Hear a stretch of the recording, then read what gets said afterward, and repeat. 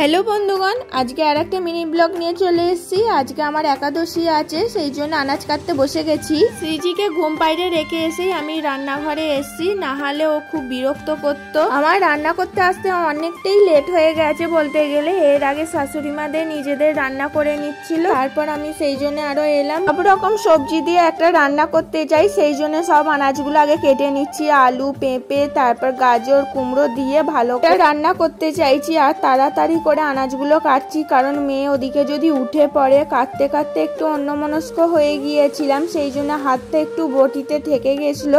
আর বটিটা ধার ছিল না বলে কেটে যায়নি। কি ভাগ্যিস, না হলে রক্ত বেরিয়ে গেলেই আমার বোতটা ব্যাস ভঙ্গ হয়ে যেত। আর বোতটা হতোই না বলতে গেলে। একাদশী বোতর দিন সব তেল খাওয়া যায় না, এটা সানফ্লাওয়ারের তেল ছিল।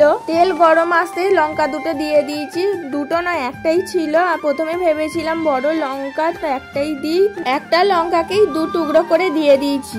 আর এদিকে সব সবজিগুলো কেটে ধুইয়ে রেখে দিয়েছি। এবার ওইগুলো একটু ভেজে নেবো। এই সব রকম সবজিটা খেলে কি হয়, পেটে খুব ঠেল থাকে। আগে খেতাম আলু বাদাম বা আলু ছেচকি করে খেতাম, আর এখন দেখছি পেঁপে, আলু, কুমড়ো দিয়ে এগুলো খেলে না একটু পেটে ঠেল থাকে, সেই জন্য এই সবজিটা একটু করে নিচ্ছি। এতে সামান্য একটু ছন্দক লবণ দিয়ে দেবো। মায়ের কাছে যতদিন ছিলাম রান্নার জন্য চিন্তা করতে হতো না, এখন যেন চিন্তা হয় একাদশীর দিনগুলো কখন রান্না করব, রান্না করে আবার মেয়েকে সামলাবো।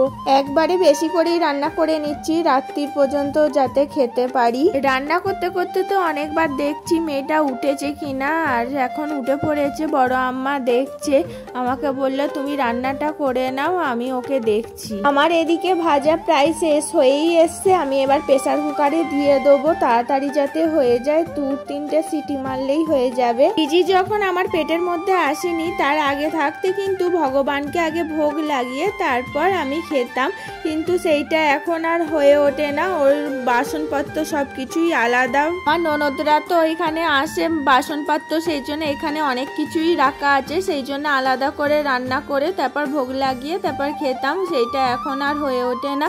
প্রেগনেন্ট অবস্থায় তো আমি করতেও পারিনি। ননদদের বাসনপত্র করলে কি হয়, আলাদা আলাদা করে সব রাখা আছে, তো আবার গুছিয়ে পেরে নাবিয়ে করা আবার তোলা একটু কষ্ট হয়, সেই জন্য আর হয়ে ওঠে না। না হলে ভোগ লাগিয়ে খেতে খারাপ লাগে না, ভালোই লাগে।